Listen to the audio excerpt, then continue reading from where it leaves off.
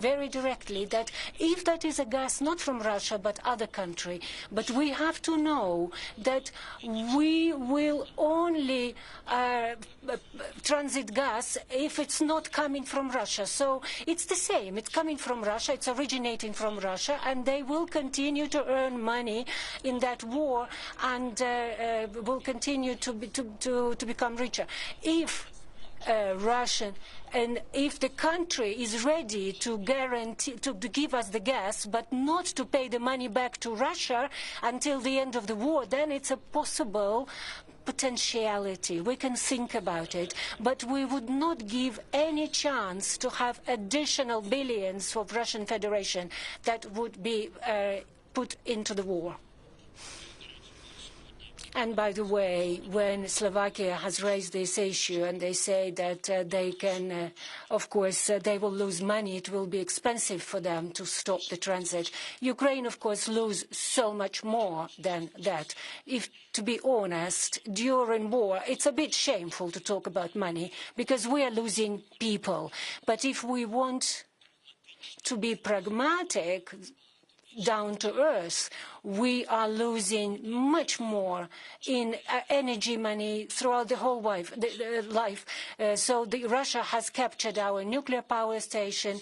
Now we have a big deficit of electricity, and there are many, many more questions like that. Telekanal Inter, Irina Ivanova. I'm talking about the protection of energy sector of Ukraine. This is one of the topics of today's meeting. Please tell us. So NATO knows that we need 19 air defense systems. So when can we expect these shipments of air defense? As to the 19 systems of air defense, we're talking here not the Patriot systems. We're discussing here, talking about actually that Russia is now targeting our nuclear generation. So more than 22 stations that actually involved in generation. We need 19 additional systems to protect the network. Otherwise, we will be without 4 or 5 gigawatt of electricity next winter. So Russia understands that. They target it, we protect it. So this is an urgent issue. And of course, there is some movement. There is confirmed the shipments of some of the systems. We will start receiving them from Canada, from Germany. So if we have these systems, yes, but they are not enough. So we need 19 at least. And we also need Patriots in order to protect our towns and cities. We are working on that issue. Rostislav Demchuk, News Ukraine. Yesterday, you had a very long meeting in the headquarters of NATO with the General Secretary, Mark Rutte, with a whole number of leaders from European Union and the leadership of European Union. Well, talking about the reaction of these leaders and the results of your talks, everybody is saying that Ukraine should not be pushed towards the peace talks with Russia and to some steps which would not be thought over. Everything should happen in a wise way and thoughtfully. So have you reached consensus and the support of all the leaders of European Union? And of course, except Mr. Orban and Mr. Fico. Thank you.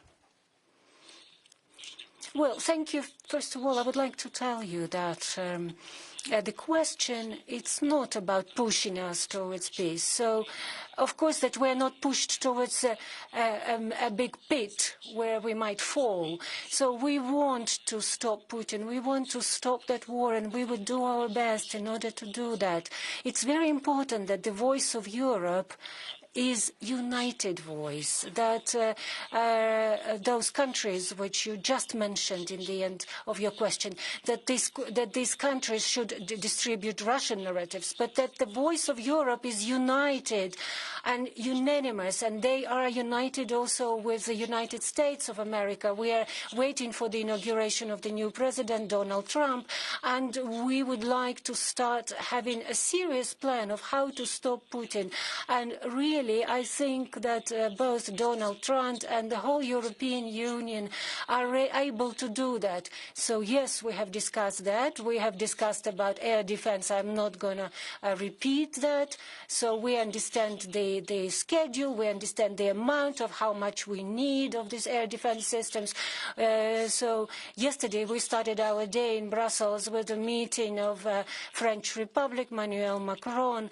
Oh, yes, we support his initiative, but we need to have all the details about this military contingency. We say that it could be part of the security guarantees. It goes without saying that NATO is the best security guarantee for Ukraine. And of course, until Ukraine is a member of NATO, this aspect could be considered as an alternative. But the most important is that it is not just an artificial issue blown up. We need to have mechanisms, concrete mechanisms. If we talk about contingency, how many details, what they will do if Russia is attacking, for example. Many questions are being raised. We're discussing them. It is important that these issues are being raised, that we are actually starting to raise and discuss these issues. Euronews.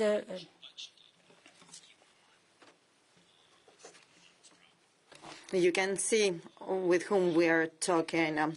Today, the person sitting in Kremlin said that he was eager to suggest a technological duel. Yes, you can double-check that. Putin said today that we will strike, for example, Kiev, and we will strike using a Oreshnik missile. Let them defend their city with the air defense systems, and we will see. Wait and see. Do you believe that a reasonable person could say that? No, these are just not humans. You're from Rudao Media Network. I am from Kurdistan, Mr. President. I would like to know, had the withdrawal of Russia from Syria impacted the war in Ukraine? What do you think?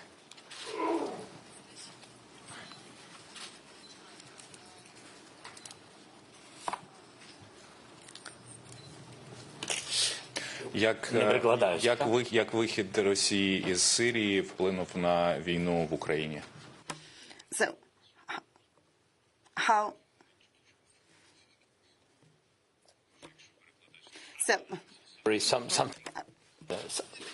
Translated something other thing. Can you just repeat for me?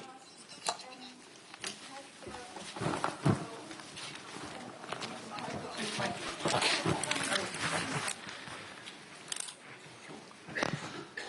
You spoke about the troops, Russian troops, who ran away from Syria. Yes. And what do you want to hear from me? From Syria. Had I'm very happy. The war in Ukraine.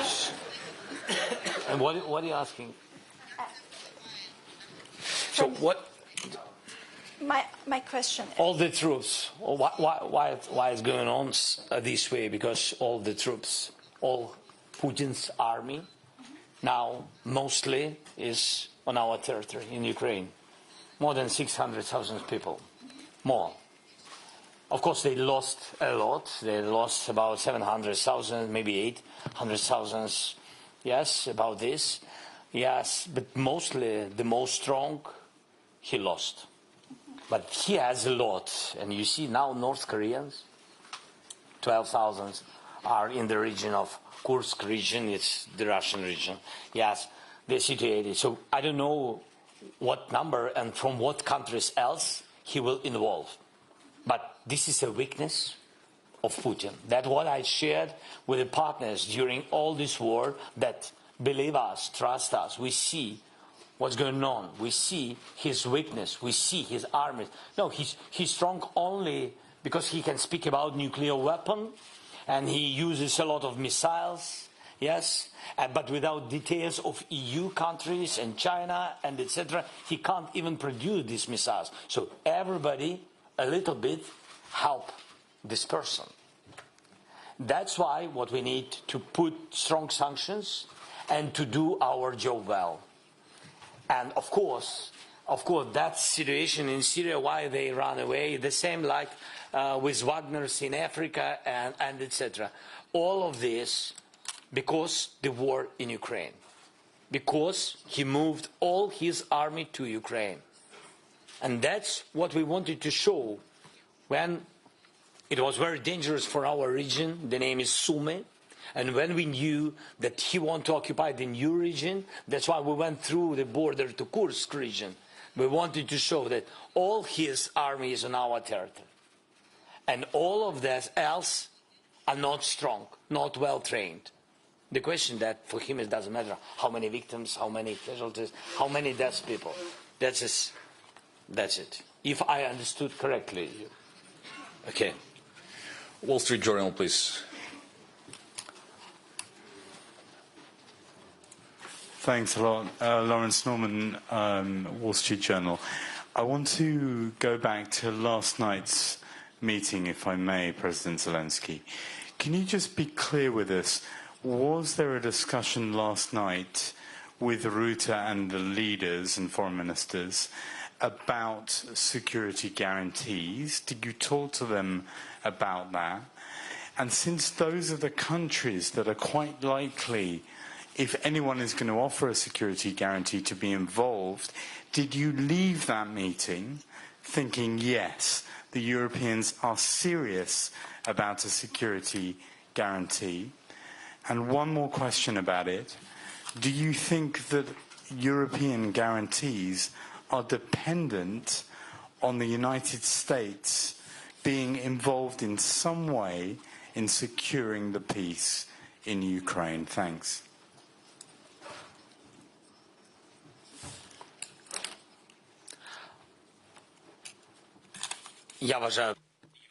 I believe that the European guarantees won't be sufficient for Ukraine. It's impossible to discuss over only with the European leaders, because for us, real guarantees, in any case, current or in the future, are NATO. And NATO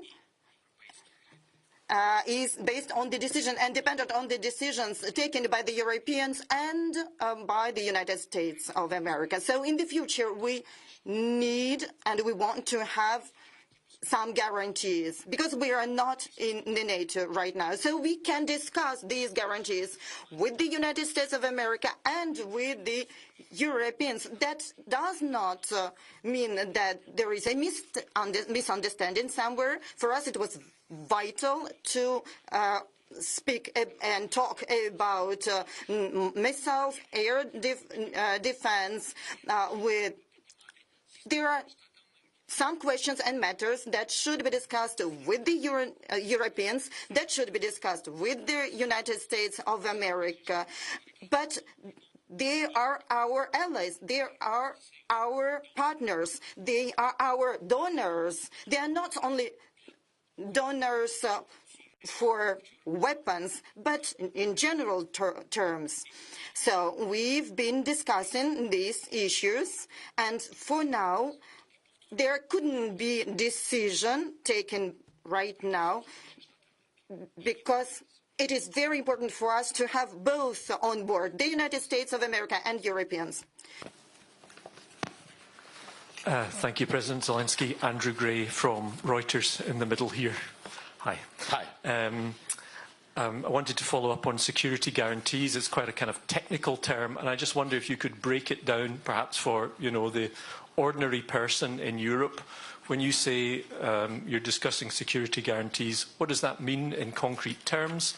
And if it would mean soldiers from the European Union, from the UK, inside Ukraine, what case would you make to the European public as to why that would be the correct thing to do? I'm sorry. Sorry. Can you ask again? Of course. Please. Yes, about security guarantees. Yeah, in concrete terms, what does that mean? And if that would include troops, soldiers from Europe, from the UK, inside Ukraine, what case would you make to the European public for why that's something they should do? I can't discuss it really now publicly. You have to understand that there are no decisions about it. Yes, there is some will, what I feel, political will, and understanding that Putin is dangerous, and it's understanding, total understanding that he will not stop on Ukraine. It's not, it's not some, European narratives or something like this. No, no, no, he will not stop. That effect, because for him, he needs very much to show success for his society, though he will do.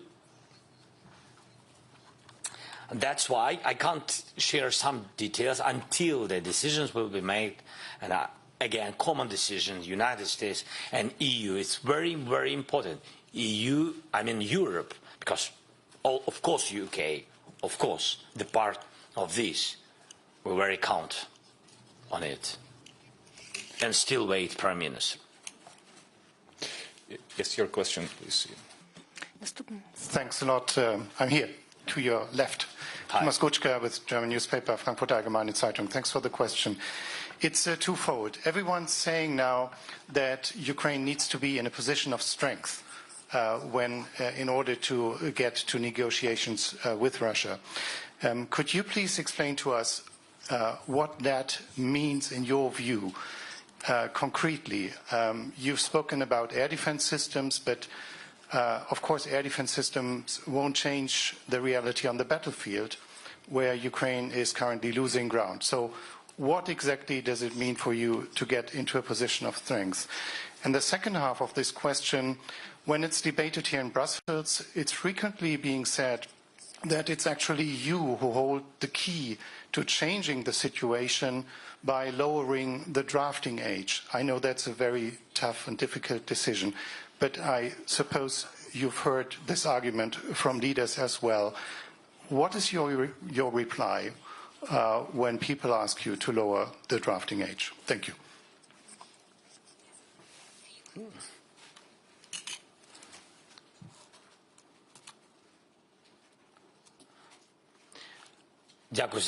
Thank you very much for the question. First of all, as to the age of drafting, tell me please if a person, yes.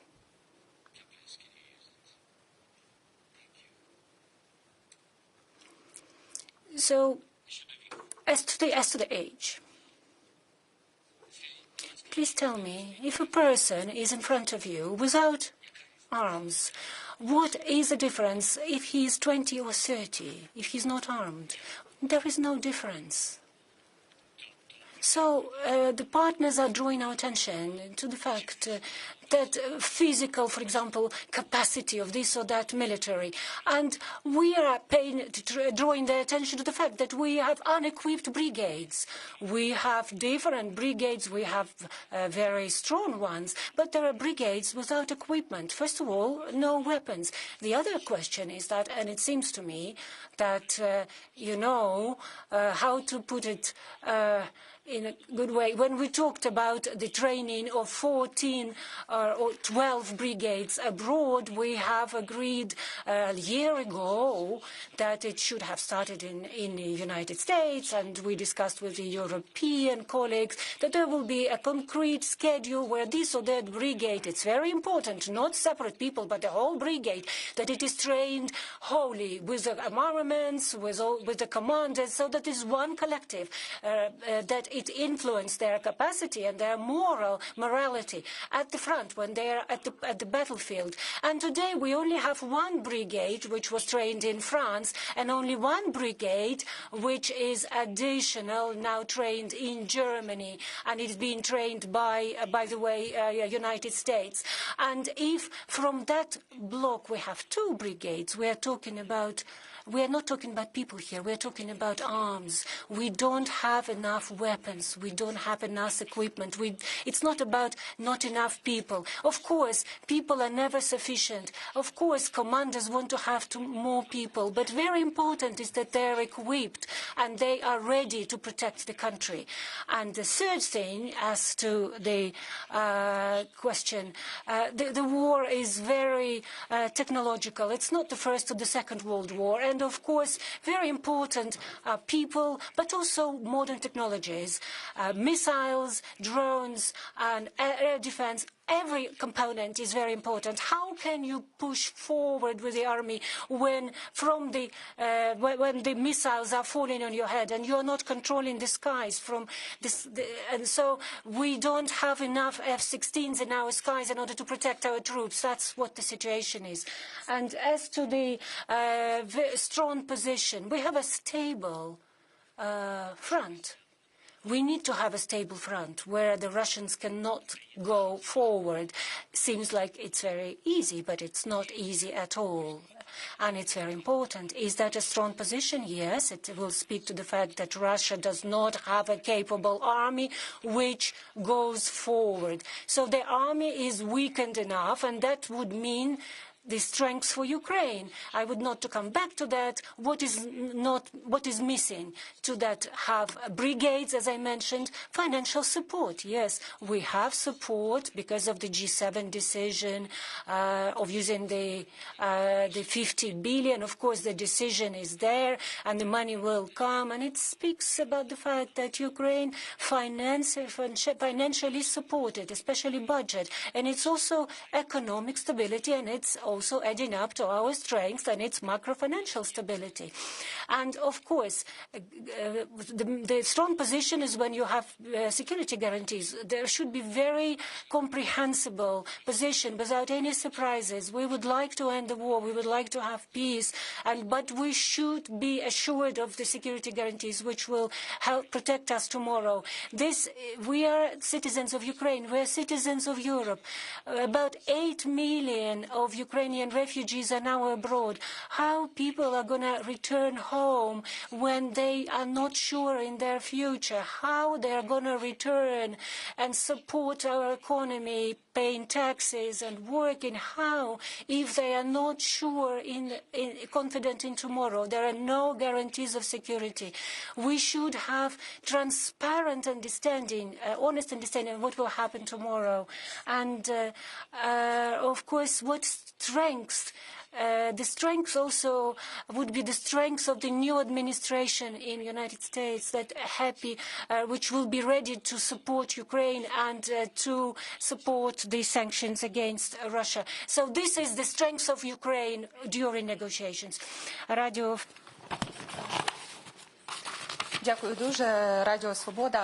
Thank you very much, dear President. You have already replied to one of the comments of Putin about the technological duel.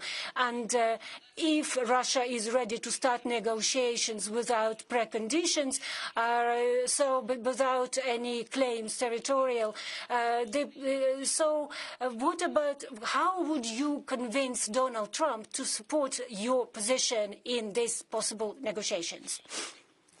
So I am a bit surprised that he is ready for something. He is constantly telling that he is not legitimate. That's how they say it. As to the Istanbul agreements that never actually existed. There was an ultimatum of Russian Federation in the first day in 2022 when the first occupation started. And so their envoys in different directions, using different sources, have shown us the details of this so-called ultimatum. So these envoys in Ukraine are gone, they are disappeared abroad, or they are on the territory of Russia. Ukraine did not agree to the ultimatum of Russian Federation. They tried to have follow-up steps to soften their positions in this ultimatum. And you remember these were the meetings in Belarus and in Turkey. You remember all these and all these meetings were called so-called Istanbul agreements. Ukraine has not signed anything, and these agreements don't exist. We had just responded to the ultimatum from the Russian side, and that is it. Take two more questions and finish. Your question, please. Yes. Let me see where we are. Please stand up so that people with microphone can see you. The question is.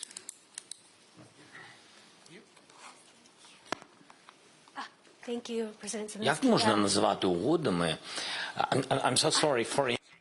I am sorry. How can you call agreements if it's just ultimatum that contained, and it always contained demilitarization, denazification, the main Nazi today and the whole of globe is talking about denazification of Ukraine, demilitarization of Ukraine. Then what?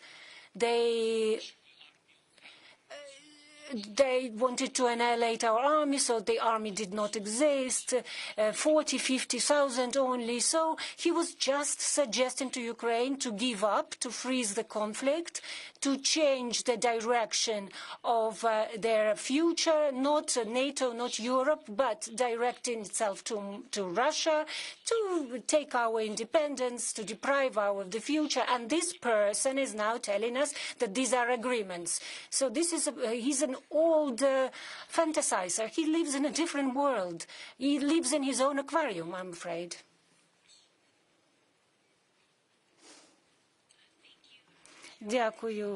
Japan. I would like to ask about the North Korean troops in Kursk.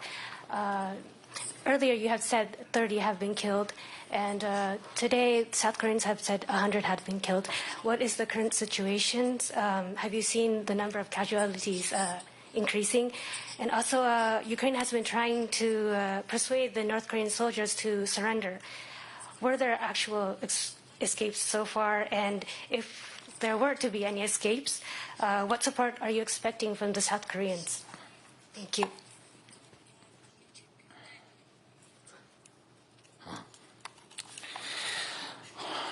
No. Well, about the North Koreans and their military, we see we don't see more than 12,000. If there are more to that added to that amount, we don't know. We will see. As to the prisoners, we don't know. We don't have, but we have video. We have pictures of actually casualties of the dead North Koreans. They are found almost all of them with Russian IDs, with the documents of Russian Federation. We have all that fixed already and documented, and so that they are not identified. We also have videos and photos that the Russians are actually burning their faces. And we can share this data, but I think it's already in mass media. These pictures are circulating around. So they're burning their faces, the same that they did with their own military. They have burnt them, and those who were not burnt, they were just left rotting in the ground. And here they are burning the faces. Yeah, we see that. We are documenting them and so forth, that we don't have any taken prisoners. Zelenskyy over here, Austrian National Television, Johannes Peterer. They say that international politics is as much geopolitics as it is Shakespeare. I was wondering about January 20th, the date when Donald Trump will become US president again. When you think about this date, which emotions do you feel? I'm sorry, I have some questions with translation. Can I hear in English one more? Sorry.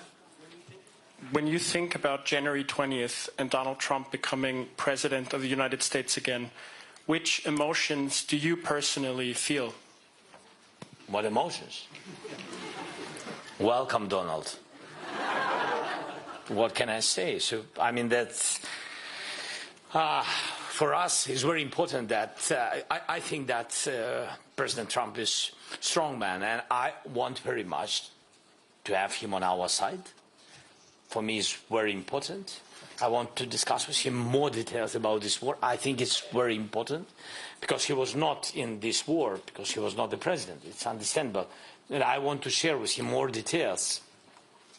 And this, on what I count on the time to speak, to think, to listen, and to hear his view, and to show our view, because I mean that mostly in this war depends on strongness of our people, because I think this is the priority, and I hope that he will understand me, because I think that we all, it doesn't matter, politicians, businessmen, in the past, we're just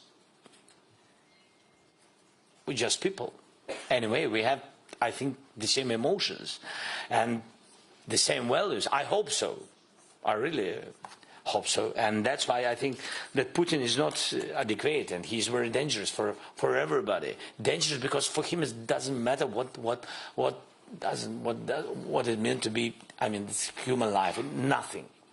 And I think he's crazy. I think so. Really, I think he also thinks that he's crazy.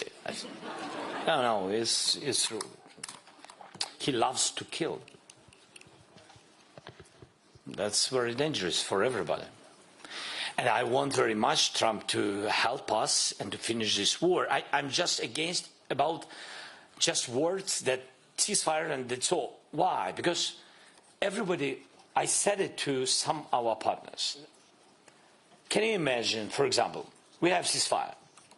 Everybody happy, ceasefire, yes. And can you imagine that in 2 months Putin will come back? In 6 months? In 1 year? In 2 years? Who will lose? Everybody. Everybody will lose. Who made this decision, this deal. And I don't want to I don't want it, because after this, I don't know what we will do. That's why I think we need to have a real plan, strong position, and I very much count that we will have unity between United States, as I said, and European leaders. I hope so. That's it. This concludes the press conference. Thank you very much. Thank you so much. Bye-bye. Thank you.